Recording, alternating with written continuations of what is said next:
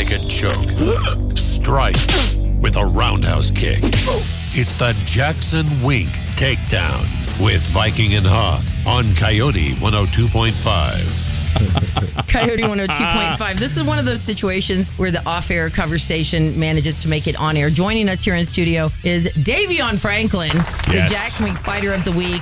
Lots of other great stuff we're going to talk about with his career in just a few minutes, but we were talking about this off-air first. And I didn't know this because I'm a female, and it might surprise you, number one, that I'm a female. Number two, that I didn't know this. It hurts worse to get hit in one part of the junk than the other. Davion, I'm going to let you answer this first. Yeah, I've never been hit in the junk, so. Never, ever, not once ever in your entire life? I take that back. I have been hit in the junk before. Yeah, bro. Not in MMA, but. Right, in life. So, what was the question again? The question rather was, get which hit? hurts worse, the or the when you get hit? Oh, the hurt much more. Really? Yeah. I thought it was the whole situation, the whole candy shop hurt. Yeah, also known as the candy shop basement, seeing as we had to bleep out the two options. So getting hit in the candy shop basement hurts way more than getting hit in the candy shop proper. See, I did not know this, and I wouldn't have known. And that's why I'm glad I asked. Think about punching an egg versus punching a steak. The more you know. We're not only here to entertain, but to educate as well. Educate. So, okay, now you didn't elaborate on how you got hit. Was it an accident or was it another human being that caused this pain to you, sir? It's been a few times, just like grappling. Oh, just like grappling when it Yeah. happens. Incidental injury. Yeah. Okay. Davion, you're still a young man, just the wee age of 25, just a boy. Just a baby. As you get older and gravity starts to take hold of things, there will come times when just merely standing up, you will roll the basement of the candy shop under your inner thigh, under a butt How does cheek. it roll? What do you mean? Like it starts hanging longer so then it gets in the way of things? Like when a rooster gets hot or something like that. Yes, you never know, and so you got to be careful. Just even getting up from a seated position, you can rack Kind of yourself. like when you're coming in to sit down, you need to be like an air traffic control. It's like, I did it just the other night. Just slowly sit down. I did. I can feel it all the way down in my plums. He's got many years before he That's has why I said. to deal with these old man issues. Yeah. So can we talk about issues that he's currently facing in life, which aren't a lot? He's young. He's living the life. He's fantastic. And you just had your first MMA debut fight, which happened to be a pro fight, and you just won. And it was for Bellator 239. Congratulations. Thank you. I appreciate that. So we're going to get a little bit into your history because it's different.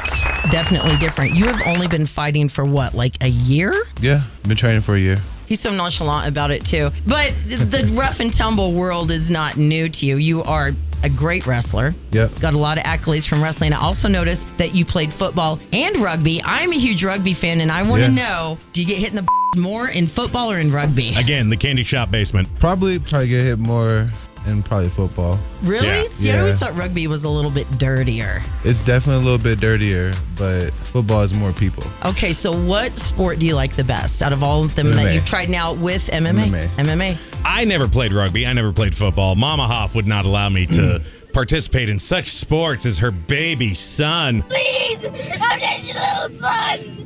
I'm your son. Her little baby son. You had it on the video games, I'm sure. Yeah, no, I played a lot of Madden in my day. Wasn't allowed to And go got some outside. injuries doing that. But when I was in college, we had a rugby team at my school. And the tradition at my school, and I don't know if this is a worldwide rugby tradition or if it was just isolated to my wee little college in Tennessee, but after anyone scores their first try in a rugby game, the rugby after party, they have to, I forget the name of the ritual. We got a lot of food. Both teams get together and we eat a lot of food. There's a lot of food, but then at my school, they would shove toilet paper up the guy's ass and light it on fire, and he would have to run naked until the toilet paper burned out. That wasn't a thing at your school? Just me? I think that's just you, man.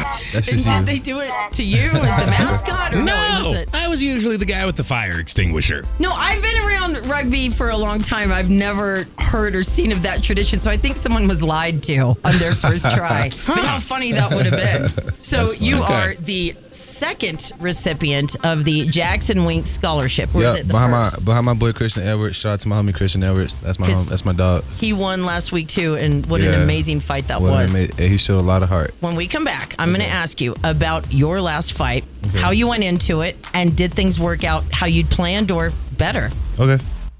rear naked choke, strike with a roundhouse kick. It's the Jackson Wink Takedown with Viking and Hoff on Coyote 102.5. So you just Googled rugby celebrations, shoving toilet paper and lighting it on fire up someone's bum as a thing, and apparently it's not a thing. Took me to some interesting websites, I'll say that much. I think it's probably a statewide Tennessee thing. I imagine not just I believe with rugby. Tennessee was also the home of butt chugging, which was a bit of an epidemic back in the early 2000s. Davion, you're probably too young to remember this as well. Children went to the hospital who were college students, mostly freshmen and sophomores, where they would insert a funnel into the rectal cavity and pour alcohol into it because the skin in our is much more porous than any other place in our body. Permeable, from what I understand. And you get drunk quick, and kids are actually getting alcohol poisoning. And I'm sorry about that tangent, Davion, but No, we're it's okay. actually both scientists, and so a lot of times you're going to see we bring some of our scientific knowledge and try to work it in to an interview just to inform people further. It's what we do. So back to the conversation. Back to you, since you're here. Since your Uber took you, 18 miles out of the way to get here? How much did that cost? I feel like someone should reimburse you, but not us. $21. I also feel like if there's a negative star rating in Uber, that's what your driver should receive. Yeah, I'm just I throwing tried that to before I walked in here, and I tried to file a report, and they said I couldn't at the time. So I'm gonna look at it. Yeah, I got $12. You can keep it. I'm good. We work in radio. We do need it, so I will keep it. I just got paid for my fight, so I'm good. I won't offer you twice. Well, then actually, can we borrow some money? Seriously.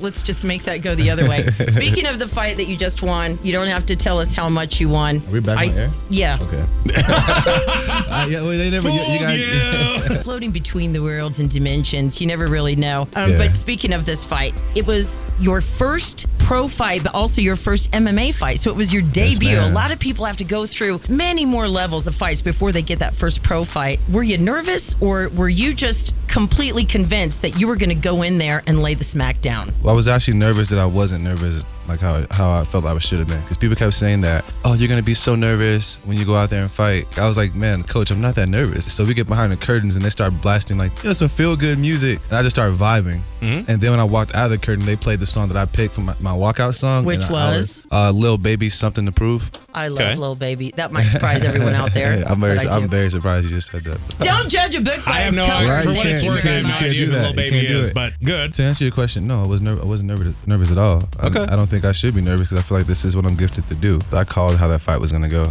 I literally said, this is what I'm going to do to this guy. I'm going to finish him on the ground like I did. I'm going to end him with a right head kick in the first round. It's going to be a first round KO or TKO. And I called it, and it was a first round KO. And you made that prediction publicly. I made it publicly, yeah. See, that is a good feeling, man. When you can talk the talk and then back it up when you walk the walk, nothing better than that. Because then you look stupid if you don't. It's like, that's never happened to me. It's only happened to me like in beer pong. I'm like, watch me make this shot. And then I make it. And then I'm like, what now? I think you truly got to believe in yourself, though. Absolutely. I think you can't say it as a crutch to make yourself feel better. Because that guy, because he said he posted it online. He was like, I'm going to finish this guy. He don't have the experience. He never had to bleed in the cage and all that bullshit. Okay. And I was like, all right, well, I literally posted just keep the same energy because I knew.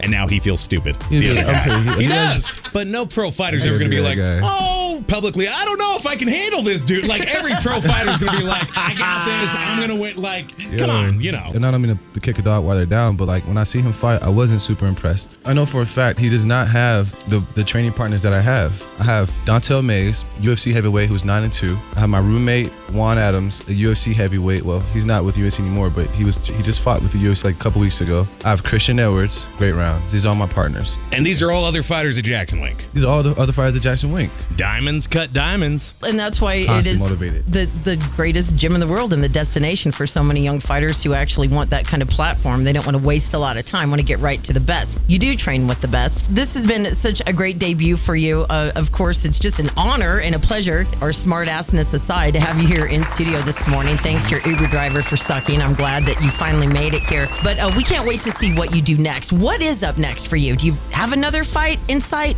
Yeah, probably like sometime, hopefully in June. But my coach Wink said he can give me one quicker than that. Only thing you guys can really expect from me is just domination. I'm not in MMA to compete. I'm in MMA to dominate. I think my first fight shows that. Thanks for getting to know us, regardless of how this whole thing started off. Oh, it was cool, man. Now, when you hear us talk about it. candy shops, you'll know.